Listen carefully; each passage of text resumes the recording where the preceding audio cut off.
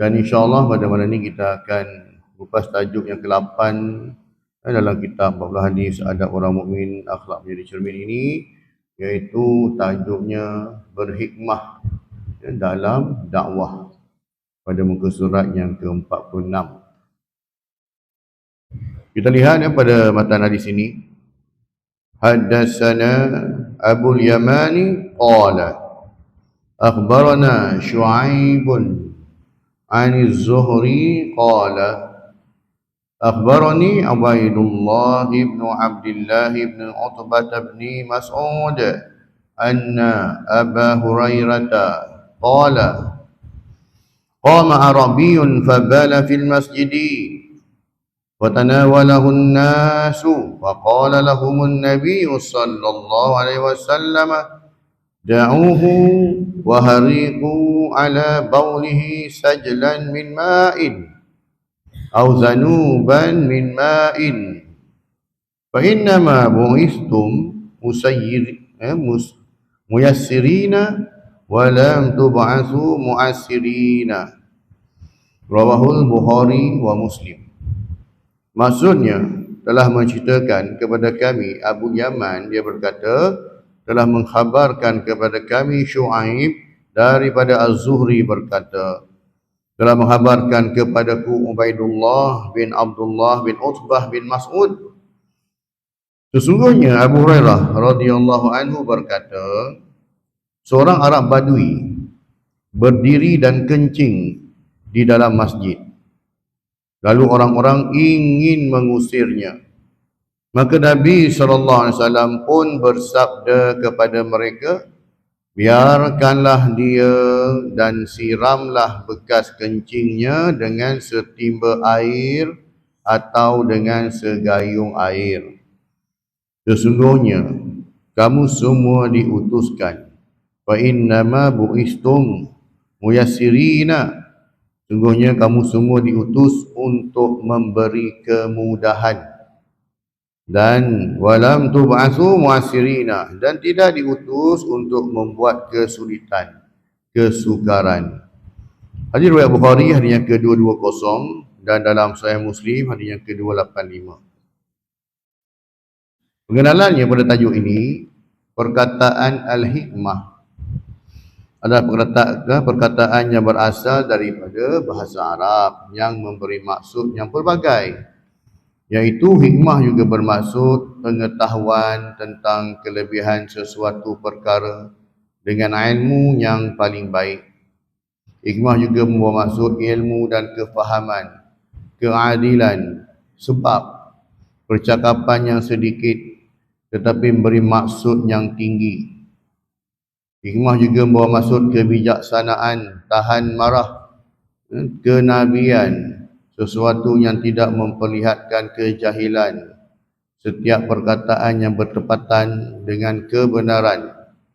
Hikmah juga membawa maksud meletakkan sesuatu pada tempatnya, perkataan yang betul dan tepat, dan sesuatu yang menegah daripada berlakunya kerosakan.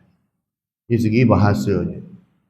Dari sudut istilahnya pula, terdapat pelbagai pengertian yang diberikan oleh para ulama, antaranya ialah percakapan yang benar selaras dengan realiti jiwa pada masa itu, yakni Al-Quran dan As-Sunnah, dalil yang menerangkan kebenaran dan menghilangkan keraguan, perkataan dan perbuatan serta meletakkan sesuatu pada tempatnya, segala usaha dan cara tindakan yang sesuai, bijaksana, berdasarkan kesesuaian untuk mempengaruhinya. Maksud hikmah ini secara umumnya iaitu kebijaksanaan lah. Kita bijak menyesuaikan keadaan. Sebab tu Rasulullah SAW dalam berdakwah pun sama. Kalau berhadapan dengan golongan yang jahil, ini Rasulullah gunakan dakwahnya, uslubnya, metodologinya. Kalau dengan orang-orang yang bijaksana, cendekiawan, maka lain pula ya uslubnya. Itu kata hikmah sesuai. Ya. Kita nak yang penting apa yang matlamat kita nak sampaikan, maklumat yang nak disampaikan itu sampai. Jadi cara tu berbagai lah. Ya, nak sampaikan dakwah Islam itu berbagai cara. Ya, jadi itu yang penting matlamat itu sampai, tetapi caranya itu ikut atas kebijaksanaan kita, hikmah tu. Ya, hikmah juga membawa masuk sebab kan. Sekiranya berlaku yang benda yang kita tak minta, kita tak dapat, kan? Kita pun ada pun, insya-Allah adalah hikmahnya tu, sebab tak dapat tu. Adalah hikmahnya sebab macam ni tak. Jadi hikmah ni dia memberi pelbagai maksudlah. Dalil Al-Quran dan Al-Hadis seperti mana yang dinukilkan dalam surah An-Nahl ayat 125 dan 126, firman Allah Subhanahu wa taala, A'udzubillahi minasyaitonir rajim. Ud'u ila sabili rabbika bil hikmati wal mau'izatil hasanah wajadilhum billati hiya ahsan inna rabbaka huwa a'lamu biman dhalla an sabilihi wa huwa a'lamu bil muhtadin wa in 'aqabtum fa'aqibu bimithli ma 'uqibtum bih wa la in sabartum lahuwa khairul lis-sabirin. Maksudnya, serulah, ud'u, ajaklah, serulah manusia kepada jalan Tuhanmu dengan hikmah, dengan bijaksana, ya, wal mau'izatil hasanah, dan pelajaran yang baik. Maksudnya kita tunjuk contoh yang baik, kita ajak orang baik, ya, buat baik, kita sendiri tak buat benda baik. Jadi tak kenalah, ya. Tidak adalah kepimpinan berteladan ni, ya. Kita duk suruh orang buat baik tapi kita pun tak buat baik. Wajadilhum, ya, hiya ahsan, dan bantahlah mereka dengan cara yang baik. Ya. Seperti mana dialog yang dilakukan di barat lah, orang Islam lah, NGO Islam bila berdialog dengan orang bukan Islam lah. Sama isu sekarang tengah panas ni, Israel dengan Palestin ni, ya. Yang belah barat mereka diberi kefahaman bahawasanya, ya, Hamas lah yang menyerang dulu lah Israel ni, menyebabkan mereka ramai terbunuh, kan? Jadi yang salah ni Hamas lah, ya. Sedangkan Hamas tu kalau tak diusik, ya, Gaza tu lah, ya, sampai peringkat Israel nak masuk, nak jajah, nak kuasai Gaza juga kan. Kau dah sapu sampai 90% tanah Palestin tu, ini pun nak ambil juga, kan? Ni kena pertahankan. Jadi diberi gambaran yang buruk tentang Hamas, ya, tentang orang Palestin ni. Jadinya berbantahlah mereka dengan cara yang baik, berhujahlah mereka dengan cara yang baik, ya. Gunakan hujah yang baik, cakaplah dengan lemah lembut. Sesungguhnya Tuhanmu dialah yang lebih mengetahui tentang siapa yang tersesat dari jalannya, dan dialah yang lebih mengetahui orang-orang yang mendapat petunjuk. Dan jika kamu membalas kejahatan, ya, kalau kita nak balas kejahatan pihak lawan, kata Allah Ta'ala, maka hendaklah kamu membalas dengan kejahatan yang sama seperti yang telah ditimpakan kepada kamu. Ya, kalau nak balas juga, contoh dalam peristiwa Fathul Mekah, Rasulullah masuk ke kota Mekah, menakluki kota Mekah, ya, Rasulullah boleh je panggil balik siapa-siapa yang dulu yang halau dia, yang pernah menghina dia, yang pernah letak najis belakang baginda ketika solat, yang letak pasir atas kepala dia ketika baginda ni, lepas kewafatan Sayyidatina Khadijah dan juga Abu Talib, kan? Boleh nak buat. Dan Rasulullah boleh je cari siapa-siapa yang merancang berpakat nak bunuh baginda, kan? Jadi Allah Ta'ala kata, kalau nak balaslah setimpal dengan apa yang mereka buat, ya. Dan jika kamu bersabar, maka sesungguhnya yang demikian itu adalah lebih baik bagi orang-orang yang sabar. Jadi Rasulullah memilih kesabaran berbanding memberi balasan kepada penduduk-penduduk Mekah, kan? Alhamdulillah, dengan berkat kesabaran dan kemaafan Nabi SAW, ramai penduduk Mekah yang memeluk agama Islam. Itu kata dakwah, ya. Dakwah kita sebagai seorang Muslim ini memang kita diutuskan ni, kita ambil kerja para Nabi. Setiap orang ni dia ada tauliah dia, Kan? Bukan tauliah pada jaim, tapi pada Allah Ta'ala. Kita semua ni kuntum khaira ummatin ukhrijat linnasi ta'muruna bil ma'ruf wa tanhauna 'anil munkar. Kamu ni umat Muhammad adalah sebaik-baik umat. Kita ni sebaik-baik umat. Daripada zaman Nabi Adam hingga Nabi Isa AS. Kenapa? Sebab kita diberi tanggungjawab. Ta'muruna bil ma'ruf, ajak orang buat baik, wa tanhauna 'anil munkar, mencegah orang buat kemaksiatan, buat kemungkaran. Kita je satu-satu umat yang dapat tauliah ni. Jadi dalam menyampaikan risalah Islam, kita lah kenalah guna dengan penuh hikmah, kebijaksanaan, bahasa yang sesuai nak tarik orang. Kan? Berhujah, berdebat dengan mereka dengan cara yang baik. Kan? Kemudian dalam surah Baqarah juga sebut, yu'til hikmata man yasha' wa man yu'tal hikmata faqad utiya khairan katsira. وَمَا يَذَّكَّرُ إِلَّا أُولُو الْأَلْبَابِ. Maksudnya, Allah menganugerahkan al-hikmah, kefahaman yang dalam tentang Al-Quran dan As-Sunnah, may yasha, ya, yu'til hikmata may yasha, kepada siapa yang dikehendakinya. Dan hadis pun sebut, man aradallahu bi khaira fa yufaqihu fid din. Orang siapa yang Allah Ta'ala nak bagi dia kebaikan, maka Allah Ta'ala akan bagi dia kefahaman agama. Ini yang kita nak minta, supaya kita ada kefahaman agama. Kita beramal pun dengan kefahaman agama. Bukan kita beramal sebab tengok orang buat, kita pun buat. Kan? Kita buat dengan ilmu.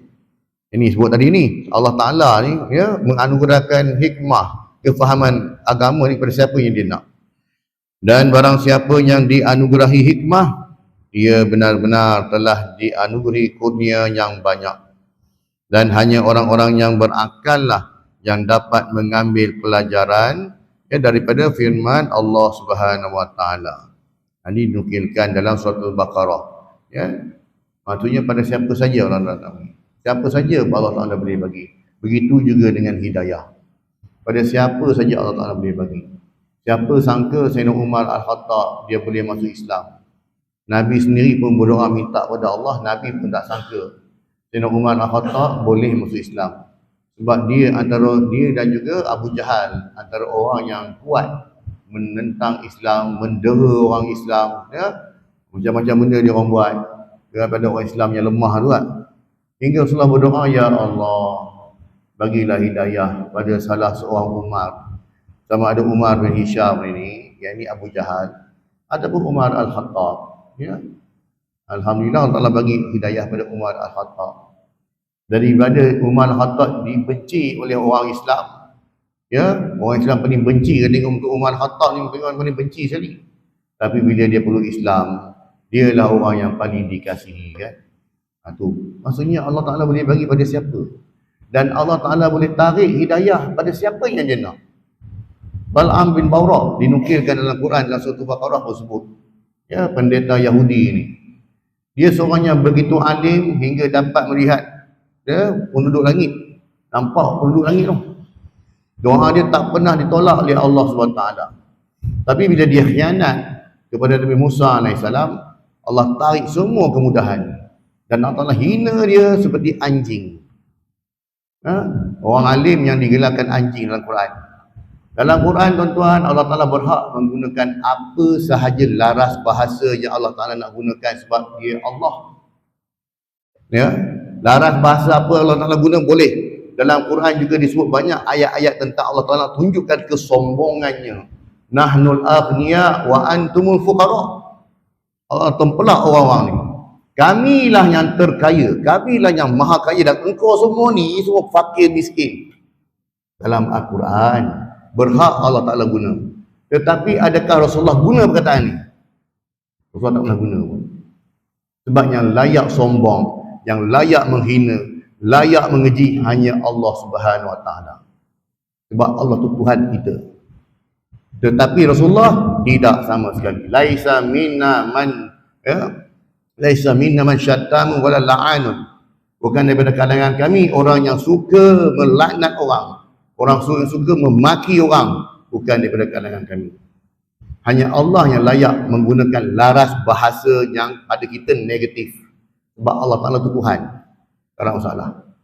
Tapi kita tak. Sebab dia disuruh pada kita udu'u ila sabil rabbika bil hikmah tadi. Serulah pada jalan Tuhan dengan hikmah, kebijaksanaan.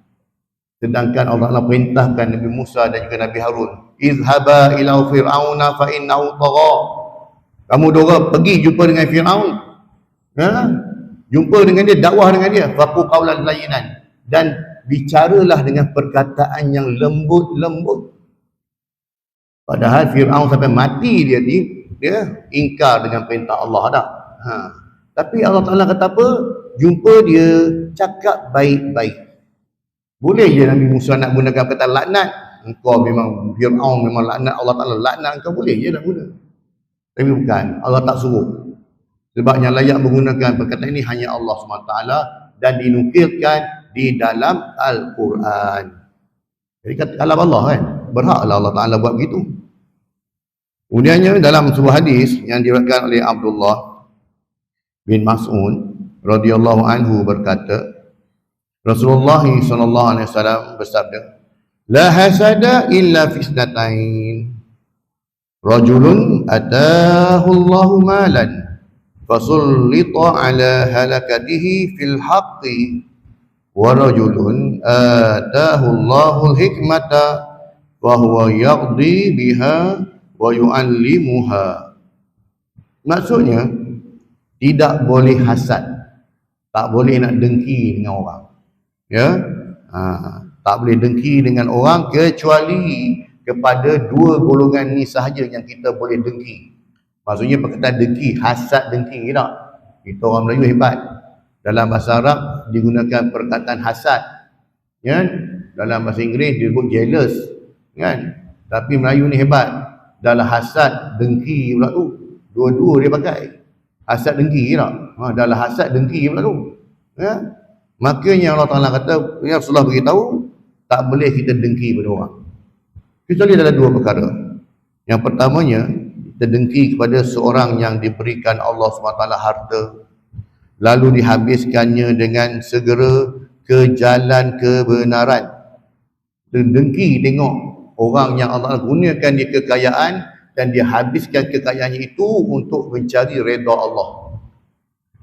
Sebut je mana-mana bantuan apa saja keperluan, dia bagi. Dia tak berkira langsung, dia tengok, sebut je apa. Ini kita dengki.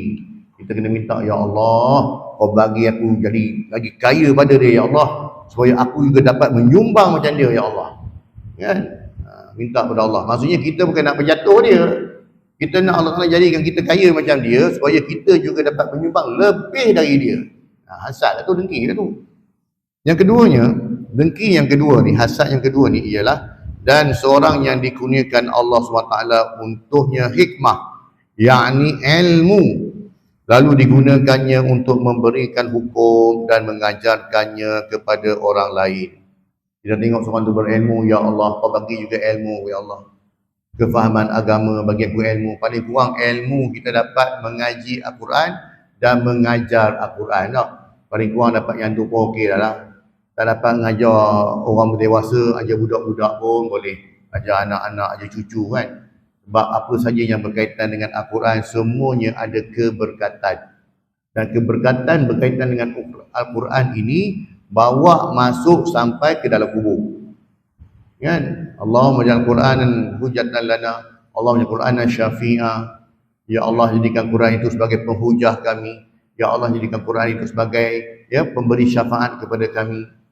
Jadi bila kita relate dengan Al-Quran, walaupun kita taklah hatam tu, tapi tiap-tiap hari kita ada pegang Quran, kita ada baca Quran sikit. Benda ni sampai dalam kubur dia ikut. Ya. Jadi jangan kita ambil, jangan lalai tuan-tuan. Jangan rasa malu pun. Ya, hubungkan diri kita dengan Al-Quran setiap hari lah, setiap masa ni. Supaya apa? Supaya dalam kubur nanti pun dia dapat bagi syafaat dengan asbab kita membaca Al-Quran. Ini hadis yang riwayat Bukhari, hadis yang ke-73, dan Muslim hadis yang ke-815. Keterangannya, para pendakwah akan berhadapan dengan pelbagai golongan manusia yang berbeza dari segi latar belakang, ilmu dan sikap. Kepelbagaian ini harus dihadapi dengan cara yang sesuai dengan tahap kecerdasan masyarakat, iklim budaya pemikiran dan sikap mereka. Sebab tu uslub, gaya bahasa Al-Quran, kebanyakannya gaya bahasanya mudah untuk kita fahami. Dia tak terlalu sangat, tak banyak sangat ayat-ayat mutasyabihat, ayat-ayat memerlukan kepada kena fikir lebih sikit. Kebanyakan arahannya jelas. Ya, tak perlu banyak-banyak takwil sangat kan. Clear ayat tersebut. Ya, sebab apa? Sebab Allah Taala gunakan laras bahasa yang rendah untuk hamba-hambanya.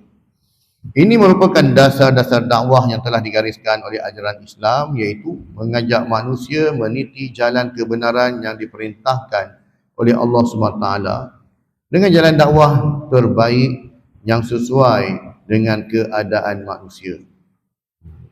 Syekh Muhammad Abduh berpandangan bahawa seorang pendakwah akan menghadapi 3 jenis manusia ini. Yang pertamanya, golongan cendekiawan yang dapat berfikir secara kritis dan mendalam, cepat dapat menangkap sesuatu persoalan. Mereka ini harus didakwah dengan berhikmah, iaitu dengan alasan, dalil dan hujah yang dapat diterima oleh kekuatan akal mereka. Dalam peristiwa Isra Mi'raj, ketika Rasulullah balik semula ke Mekah, Rasulullah panggil orang Mekah, cerita tentang apa? Bukan Rasulullah panggil, Abu Jahal yang tolong panggil. Abu Jahal yang tolong kumpulkan penduduk-penduduk Mekah ni, mari kita dengar apa Muhammad nak lebung begini, apa Muhammad nak kelentong kita pagi ni, mari kita dengar. Itu Allah sampaikan. Apa Muhammad ceritakan? Semalam aku telah di Isra Mi'rajkan. Dari Mekah aku pergi ke Baitul Maqdis, dari Baitul Maqdis aku naik ke langit. Ya. Jadi ada 3 golongan kat sini. Satu golongan yang mana mereka orang awam, totally dia akan tolak mentah-mentah. Aduh, ingatkan dia ni bila mana mati lepas peristiwa kematian Sayyidatina Khadijah dan Abu Talib kan. Yang aku ingat bila bini dia dah mati, pak dara dia dah mati, ingatkan dia nak elok. Rupanya makin biol dia ni. Kan? Ini memang tolak terus. Tapi golongan pertama yang Rasulullah hadapi ialah cendekiawan. Mereka ni nanti dia fikir dulu.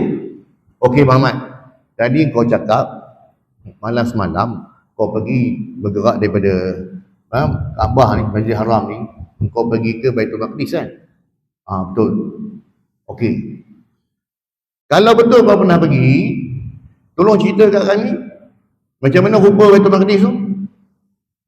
Rasulullah memang tak pernah pergi pun, kecuali dalam peristiwa Isra Mi'raj ya. Nah, dia kritis, dia uji dulu. Kau cakap tadi kau dah pergi, okey. Tolong cerita kat kami macam mana rupa. Bukan kerja Nabi nak pergi masuk Baitul Maqdis, nak kira tiang ada berapa, kipas ada berapa, kita pun dah tahu dah. Bukan kerja Nabi pun. Nabi pergi berhenti di Baitul Maqdis, solat, lepas solat naik ke atas. Minum susu lah. Lambatkan murid itu je. Bukan kerja Nabi nak perhati, nak tengok je. Tapi dia tanya soalan tu. Maka Allah Ta'ala hadirkan gambaran Baitul Maqdis di hadapan Rasulullah. Rasulullah boleh describe secara terperinci macam mana rupa Baitul Maqdis. Hingga mereka terdiam, mereka kata betul. Dia tak bohong. Ini cendekiawan. Dia tak tolak mentah-mentah, tetapi dia kritis, dia nilai, dia uji dulu. Kan? Dia uji dulu, betul tak betul kau cakap. Tapi golongan awam tadi, mentah-mentah dia tolak lah. Ya? Ni, golongan yang pertama. Sebab hujah mereka dengan ilmiah, dengan hujah, dengan dalil. Ni. Ya? Golongan ni. Yang keduanya ialah golongan orang awam, yang kebanyakannya belum dapat berfikir secara kritis dan belum dapat menangkap pengertian yang tinggi-tinggi. Ya, mereka hendaklah didakwah dengan cara memberi nasihat dan pengajaran yang baik, iaitu melalui pendidikan yang baik dan mudah difahami. Jadi orang awam ni kita kena gunakan bahasa yang rendah-rendah. Nah, kalau seorang doktor perubatan, dia nak menasihatkan pakcik-pakcik, makcik-makcik, nak elakkan daripada kena penyakit diabetes ni pakcik-pakcik, kurang dah minum benda manis-manis semua. Orang kampung tu nganga, apa dia diabetes tu, tak faham doktor. Kecil manis lah pakcik. Oh, cakaplah kecil manis. Di mana nak faham. Jadi gunakan laras bahasa yang sesuai dengan mereka lah. Ya, ini orang awam.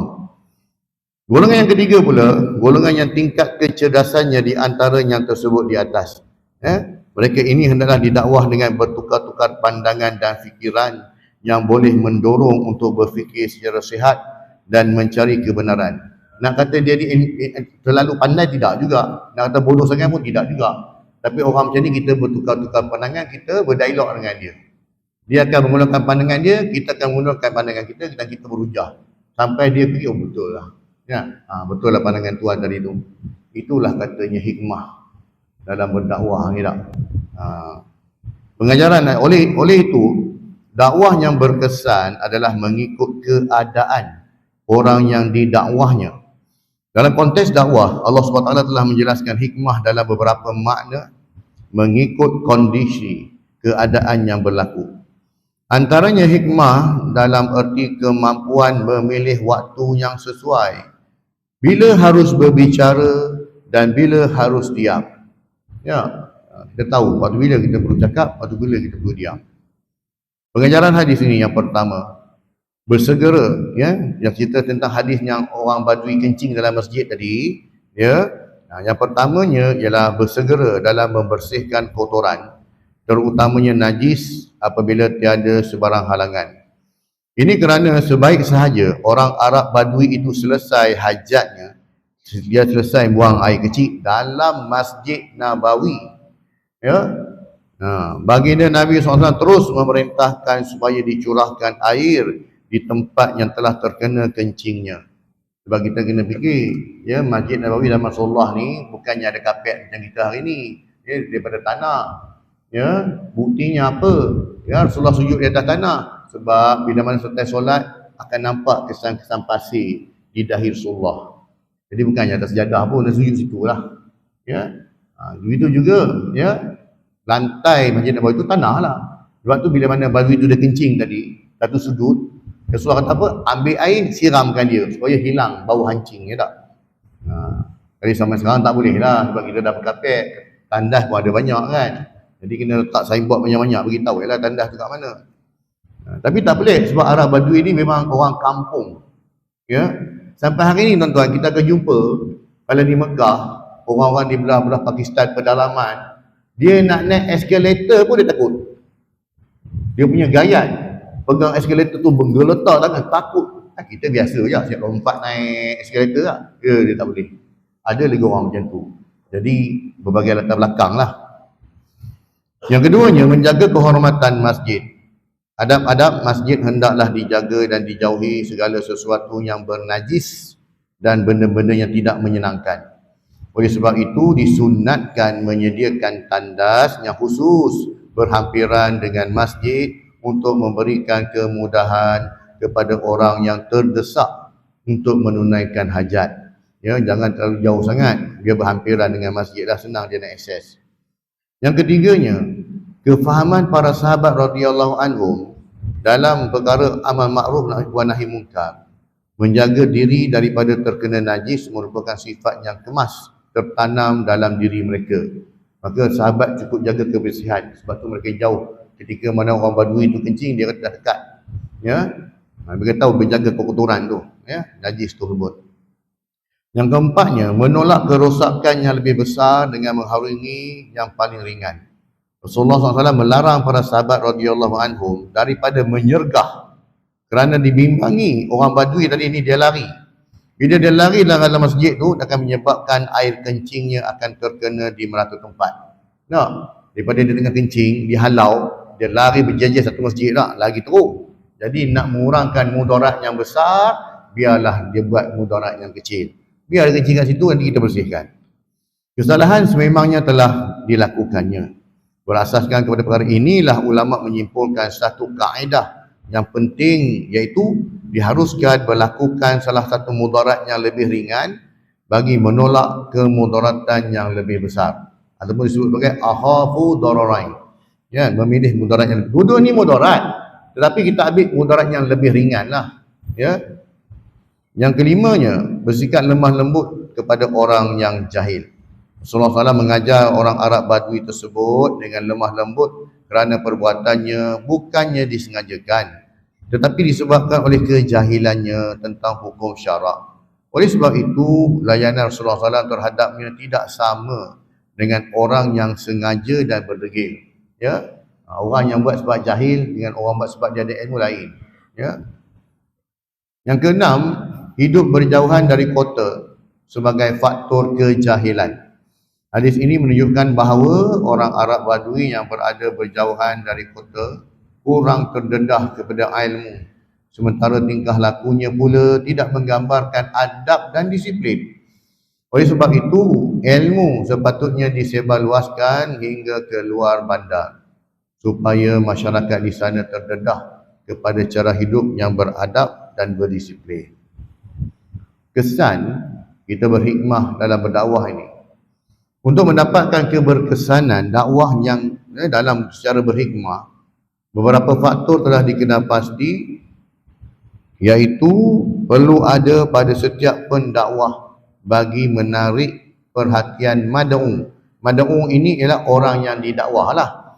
Ya, sasarannya ialah yang pertamanya, cara nak menarik orang kepada agama ni, faktor pendakwah itu sendiri. Pendakwah merupakan faktor pertama yang dapat menarik perhatian sasarannya, mad'u. Ini kerana pendakwah adalah orang yang bertanggungjawab dalam menyampaikan risalah kepada manusia dan merangsang manusia supaya menerima Islam yang disampaikan. Kalau pendakwah menggunakan bahasa yang tidak wajar, bahasa yang kesat, yang menghina, ya, maknanya agak-agak orang yang bukan Islam dia nak dekat pada Islam dah. Kan? Sebab tu faktor pendakwah tu penting. Dakwah ini, mesej yang kita sampai tu benar, tetapi cara sampai, cara kita nak menyampaikan dakwah tersebut, itu yang masalah tu. Ya, bila cara sampai tu tak kena dengan uslubnya, maka akan menyebabkan orang pecah hati. Ya, kita pun sama lah, kalau sama kita pun, ya, kawan-kawan ke ada orang anak muda yang tak semayang tak. Orang ni anak muda pernah jadi ni. Orang maghrib-maghrib pergi masjid ni semua di neraka ni. Orang ni apa yang jadi ni? Maghrib lagi duk lepak lagi tepi jalan. Macam apa pergi orang? Kan? Jadi bila gunakan bahasa-bahasa begitu, bukan mendekatkan mereka pada agama. Malah mereka lagi jauh dan dendam pula dengan kita. Jadi itu kata faktor pendakwah tu penting. Yang keduanya, faktor mesej yang ingin disampaikan.